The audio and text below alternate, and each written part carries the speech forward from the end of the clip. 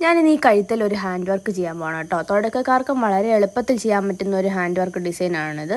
ആദ്യം തന്നെ ഞാൻ കഴുത്തിൻ്റെ അത് മണ്ടയിൽ സൂചി കയറ്റിയിട്ട് മൊത്തത്തോടെ ഇറക്കുന്നില്ല. അതിനുശേഷം അതിനകത്തേക്ക് ഒരു മുത്ത് നമ്മളിങ്ങനെ കയറ്റി കൊടുത്തതിന് ശേഷം നമ്മൾ സൂചി വലിച്ച് അതിനെ അവിടെ വെക്കുന്നു. അത് കഴിഞ്ഞിട്ട് അതിൻ്റെ ആ തൊട്ടപ്പുറത്തെ ഗ്യാപ്പിലൂടെ അത് താഴേക്ക് ഇങ്ങനെ വലിക്കുമ്പോഴത്തേക്കിനും അതവിടെ ഇങ്ങനെ സെക്യൂർ ആയിട്ടിരുന്നോളും. പിന്നെ അതിന് ശേഷം നമ്മൾ കുറച്ച് മുത്തെടുത്തിട്ട് സൂചി മണ്ടയ്ക്ക് വന്ന് അവിടെ അത്തെ തന്നെ കുത്തിയാൽ നമ്മുടെ സൂചി നൂലഴിഞ്ഞു പോകും. അതിനുശേഷം നമ്മുടെ മുത്തെല്ലാം അതിനകത്തോട്ട് ഇട്ട് കഴിയുമ്പോഴത്തേനും നമ്മളിതിന് ഇങ്ങനെ ഇച്ചിരി പാടാണ് വലിക്കാനായിട്ട്, പക്ഷെ വലിച്ചതിങ്ങനെ വന്നോളും. അങ്ങനെ നമ്മളത് വലിച്ചെടുത്ത് അതിനൊരു റൗണ്ട് ഫോമിലേക്ക് നമ്മൾ ആക്കിയെടുക്കണം.